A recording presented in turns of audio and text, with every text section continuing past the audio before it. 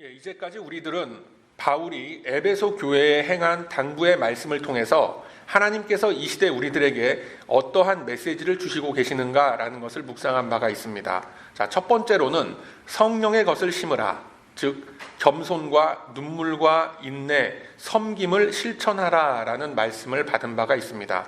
그리고 그것이 바로 믿음을 증거하는 것이다라고 했습니다. 두 번째로는 교회를 위하여 삼가라라고 했습니다.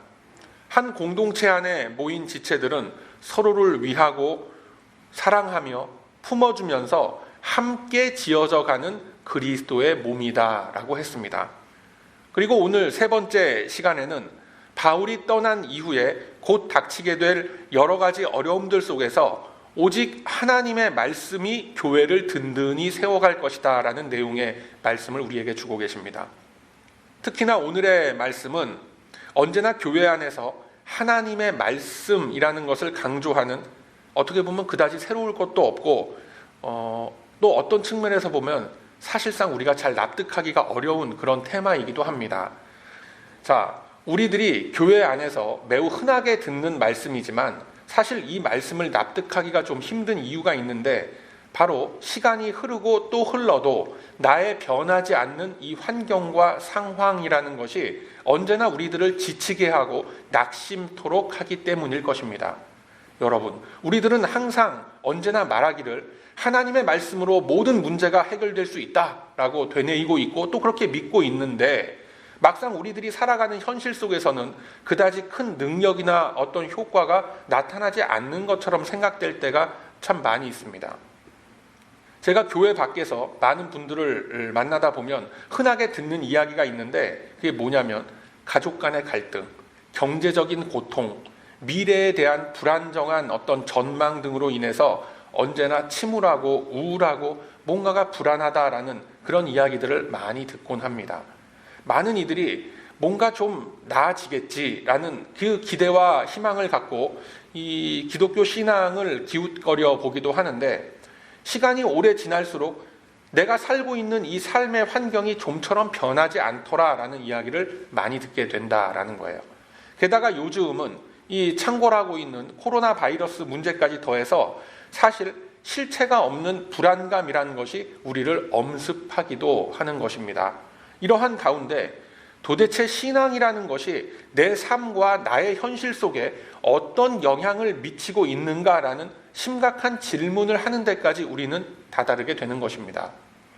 어려서부터 믿었건 좀 어느 정도 장성한 후에, 나이가 든 이후에 늦게 믿었던 간에 누구나 한 번쯤은 신앙생활을 하면서 마음이 뜨거워지고 하나님께 대하여 헌신의 결단과 다짐을 하고 이 감정의 격한 소용돌이를 겪었던 그런 경험들은 다 누구에게나 있습니다.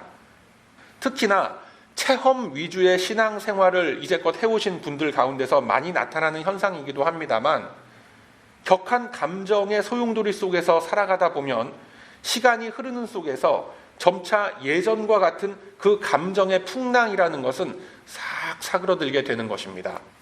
소위 말해서 이제까지는 내가 교회에 아주 몰입을 하고 열심으로 그렇게 참여해서 그렇게 살아가다가 좀 정신을 차리고 주변을 싹 둘러보니까 모든 게 나아지기는커녕 그저 예전 그대로더라라는 것을 발견하게 된다라는 거예요.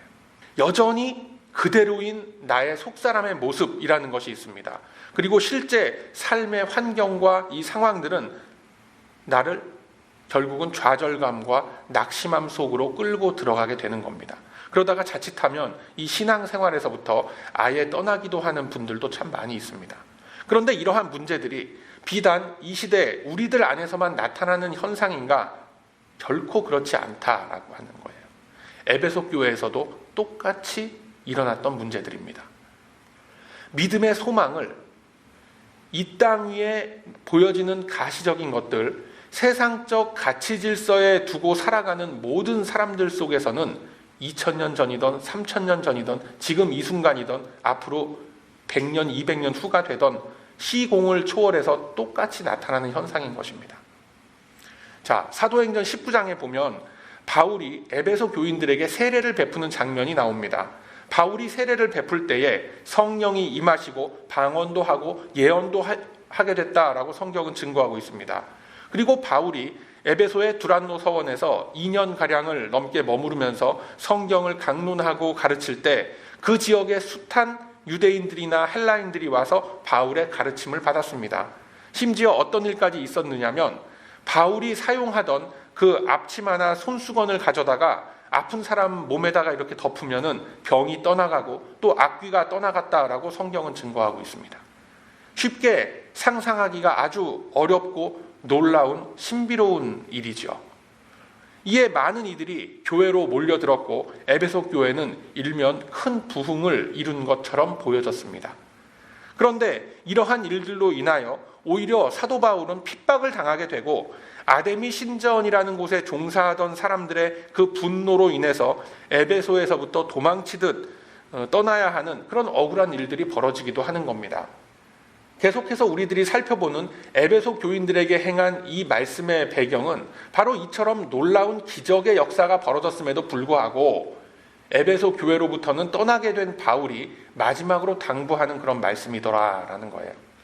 이들 중에는 바울과 함께 교회를 일궈왔던 많은 이들이 있었고 심지어 장로들까지도 여러 명 세워졌던 것으로 보여집니다. 그런데 그럼에도 불구하고 바울이 권면하는 말씀을 보면 이제 곧 흉악한 이리때가 교회 안으로 들어와서 교회를 해치게 될 것이다라는 무서운 경고를 하고 있습니다. 아니 이제껏 많은 기적과 이사를 체험했다면 그 자리에 모인 그 에베소 교인들의 믿음과 단결력도 매우 탄탄할 텐데 어떻게 이리때와 같은 자들이 교회 안으로 이렇게 들어와서 흔들어 댈 수가 있단 말인가? 이런 생각이 우리에게 들 수가 있지만 언제나 교회 안에는 은혜만 넘치는 것이 아니라 사탄의 역사 또한 강력하게 이 교회를 흔들어 대고 있다는 것을 우리는 분명하게 알아야 하는 겁니다.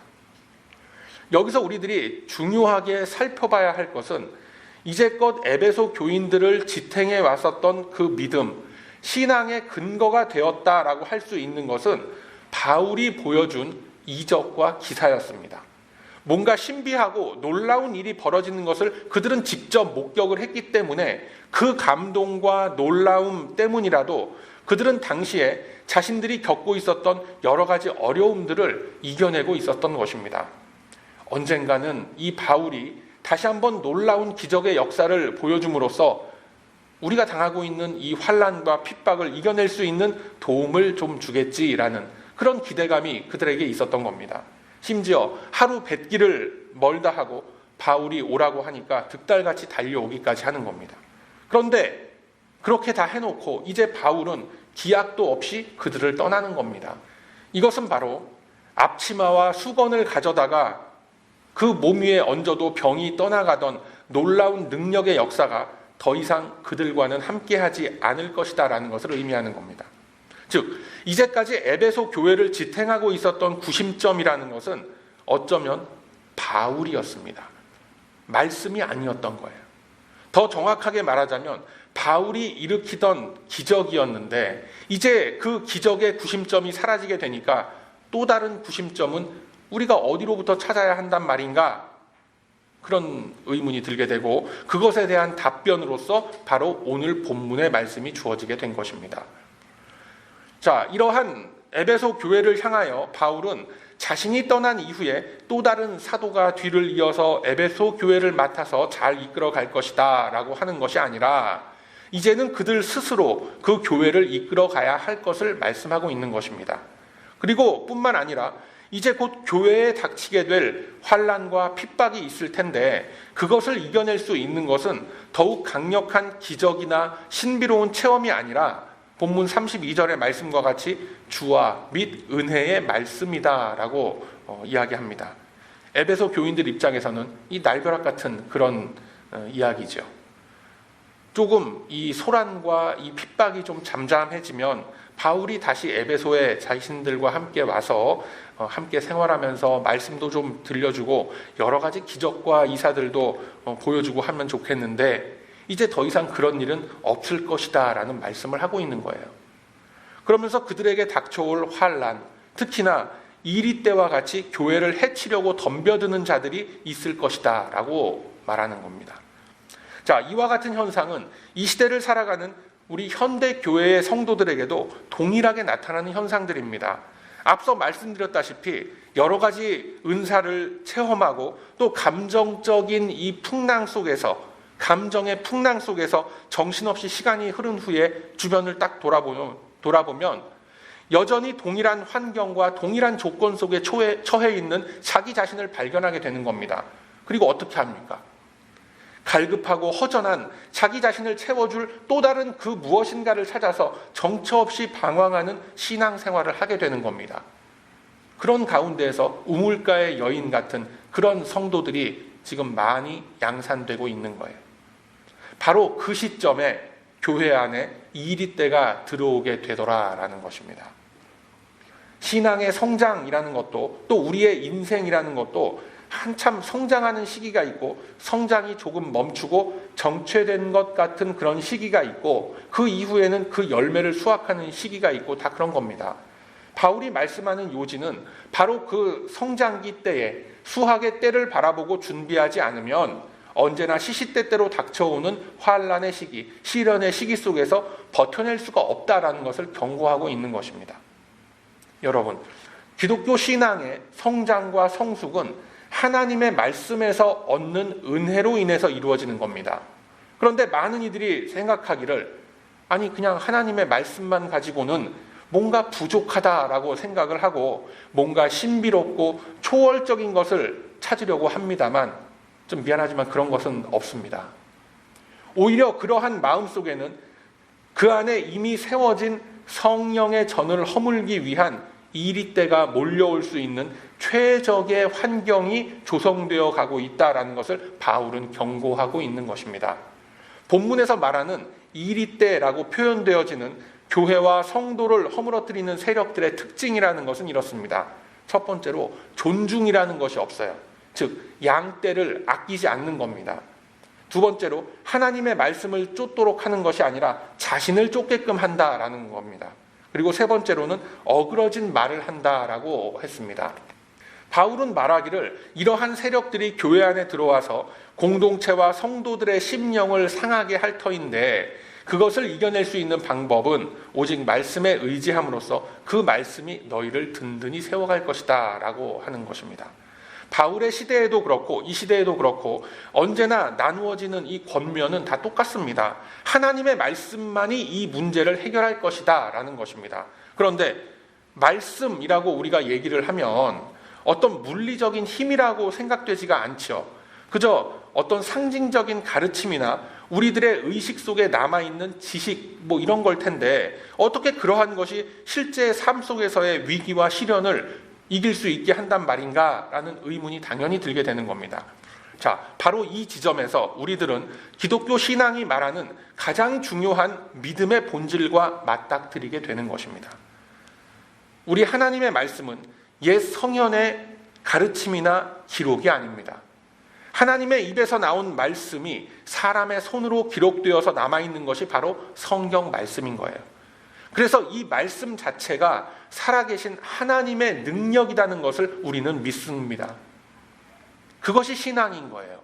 이 대목에서 혹시 여러분이 오해를 해서 저희들이 그 일주일에 한 번씩 나눠드리는 그 말씀 카드를 마치 무슨 부적 삼아서 꼬깃꼬깃 접어서 몸속 깊이 그렇게 지니고 다니시면은 어떤 사건과 사고를 막아주겠지라고 생각하시는 분이 계실 수 있을 텐데 절대 그렇지 않습니다. 몸속 깊숙하게 이 성경 말씀을 적어서 꼬깃꼬깃 접어서 숨겨놓고 다니라라고 말씀 카드를 제가 나눠드리는 것이 아니라 마음속 깊이, 나의 영혼 속 깊이 그 말씀을 새기라고 하는 겁니다. 왜요? 그 말씀이 바로 하나님의 능력이 되기 때문에 그렇습니다. 이 사실을 성경에서는 이렇게 증거하고 있습니다. 자, 이사야 55장 8절 이하의 말씀을 보면 하나님의 말씀이 왜 어떻게 능력의 역사하심이 되고 영혼을 양육하는 생명이 되는지에 대해서 자세하고 정확한 가르침을 우리에게 주고 계십니다. 자, 구약성경 이사야 55장 8절에서부터 11절까지 말씀을 제가 봐드리도록 합니다. 여호와의 말씀에 내 생각은 너희 생각과 다르며 내 길은 너희 길과 달라서 하늘이 땅보다 높음같이 내 길은 너희 길보다 높으며 내 생각은 너희 생각보다 높으니라. 비와 눈이 하늘에서 내려서는 다시 그리로 가지 않고 토지를 적셔서 싹시 나게 하며 열매가 맺게 하여 파종하는 자에게 종자를 주며 먹는 자에게 양식을 줌과 같이 내 입에서 나가는 말도 헛되이 내게로 되돌아오지 아니하고 나의 뜻을 이루며 나의 명하여 보낸 일에 형통하리라 라고 하나님은 말씀하고 있어요. 자, 하나님께서 우리들에게 주시는 말씀을 우리들이 받아서 나의 양식으로 새길 때에 마치 비가 내리고 나면 그 빗물 어디로 갑니까? 땅으로 다 스며들어서 나무 뿌리를 적시고 그 나무 뿌리가 그 빗물을 흡수해서 그 나무가 맺는 열매에 과즙이 맺히도록 하는 것과 같이 하나님의 입에서 나온 그 말씀이 우리의 심령에 떨어질 때에 그 결과를 맺게 된다라고 하시는 것입니다. 그래서 하나님의 말씀이 소중하고 중요한 겁니다. 그 이어지는 말씀에 이것이 하나님의 명예가 되며 영원한 표징이 되어 끊어지지 아니하리라 라고 성경은 증언하고 있습니다. 하나님 스스로 영광을 받으시기 위해서 우리들을 부르셔서 당신의 말씀을 우리에게 주시고 그 말씀이 우리 안에서 역동을 일으켜서 우리의 성숙해져 가는 변화되어 가는 모습을 통해서 주님은 그 열매를 거두시겠노라 라고 하시는 겁니다. 그런데 이처럼 하나님이 우리를 사용하셔서 지어가는 일들을 누가 방해한다라고 합니까? 이리때가 들어와서 방해한다라고 하는 거예요. 사도 바울의 시대에는 이리때라고 하면 대략 짐작이 가는 그런 무리들이 있습니다. 의도적으로 교회를 해치려고 하는 유대교 열성 분자들이 성도인 것처럼 가장을 해서 들어와서 분란을 일삼고 교회를 막 흩어버리려고 하는 그런 시도들이 매우 많았다라는 것을 우리가 역사적으로 다 알고 있습니다. 그런데 이제 우리들의 관심은 이 시대에도 여전히 그러한 이리때들이 존재한단 말인가? 존재한다면 그 이리때가 과연 누구란 말인가? 이런 것에 우리의 관심이 맞춰져 있죠. 누굴 것 같습니까, 여러분? 여러분은 이 시대의 이리때들이 누구라고 생각을 합니까? 한번 여러분 스스로 이 문제를 만들어 보시기 바랍니다. 이 시대의 이리때 과연 누구란 말인가? 1번 신천지, 2번 동성연애 옹호하는 사람들, 3번 한번 생각해 보세요. 누굴 것 같아요, 여러분? 앞서 본문에서 살펴본 바와 같이 이리때들의 특징은 존중이 없고 양떼를 아끼지 않는다라고 했습니다. 현대적으로 표현하면 이기적이고 자기 자랑만 일삼는 그런 사람을 말하는 거예요. 매우 친근하고 친숙한 것처럼 접근을 하지만 결국은 자기의 자랑을 위해서 자신을 드러내기 위해서 모든 언행이 맞춰져 있다라는 그런 사람과 그런 무리들을 지칭한다고 할 수 있을 겁니다. 그런 사람들 특징을 보면 다른 사람 얘기는 들으려고 하지 않고 항상 자기 얘기만 줄구장창 들어놓고 하고 다 그렇습니다.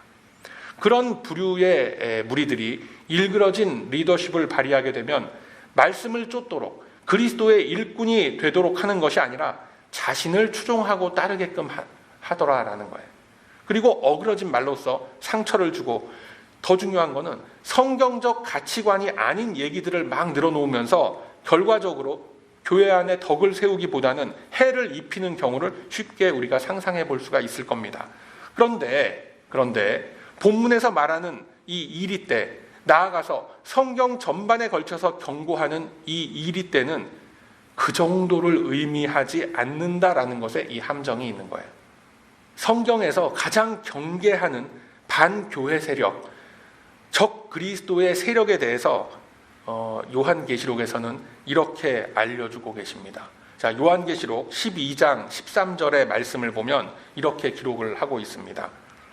요한계시록 12장 13절의 말씀, 용이 자기가 땅으로 내어 쫓긴 것을 보고 남자를 낳은 여자를 핍박하는지라 라고 말씀하는 대목이 있습니다.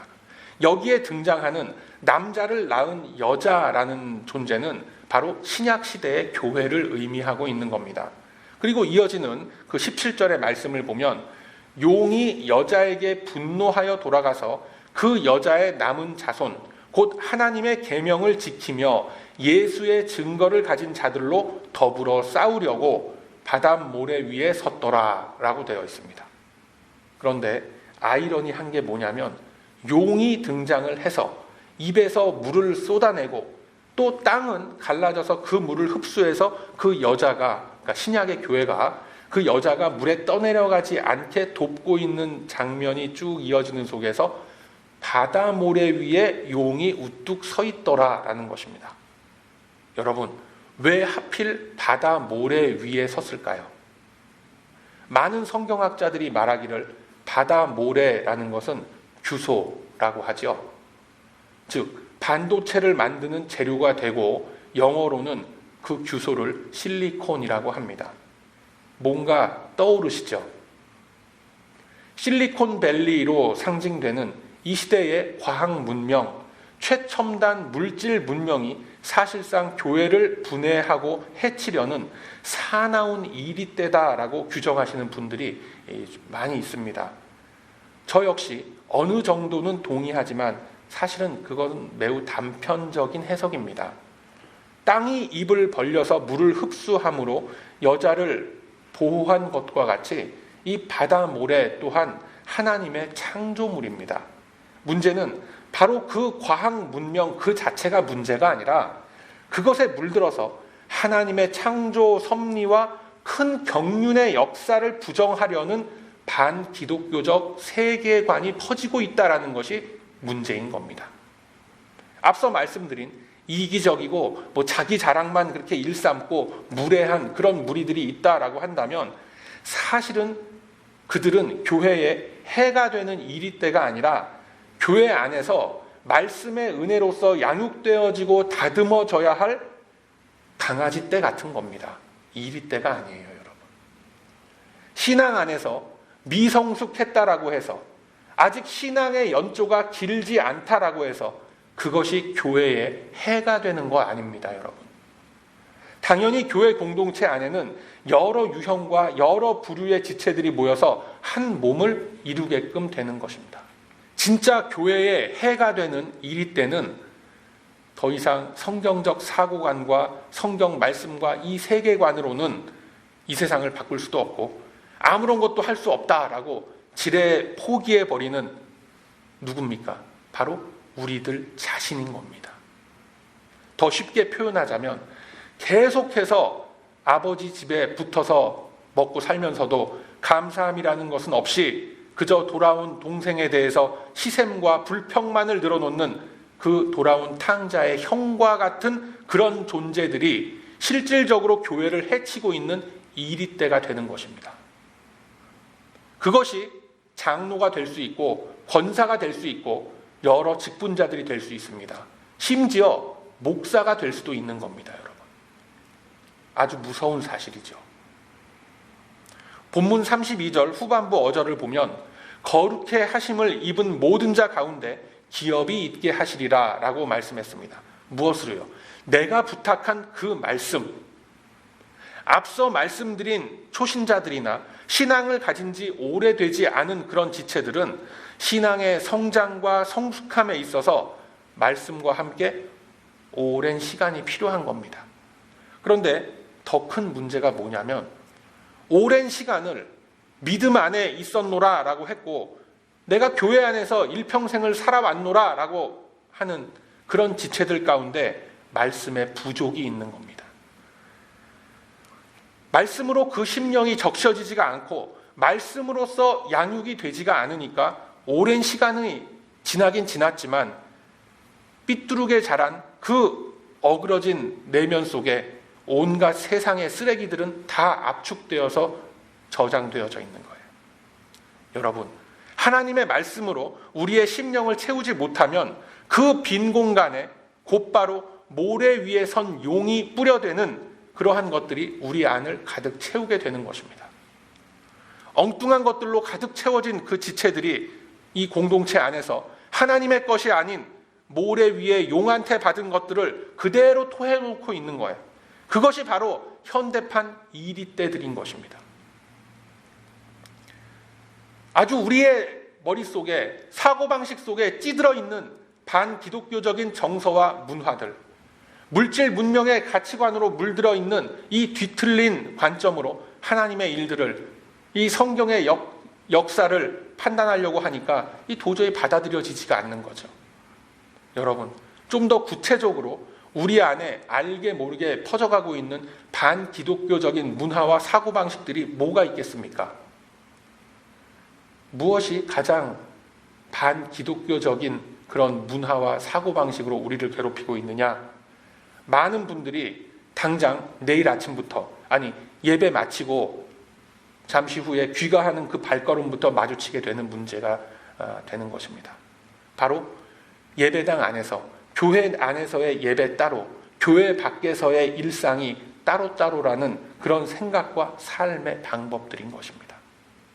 여러분, 예배와 우리가 살아가는 삶은 결코 떨어져서 생각할 수가 없는 문제입니다. 성도는 삶의 현장 속에서도 지금 내가 이곳에 먹고 살기 위해서 돈을 벌려고 나와 있다라는 그 생각부터 버려야 되는 겁니다.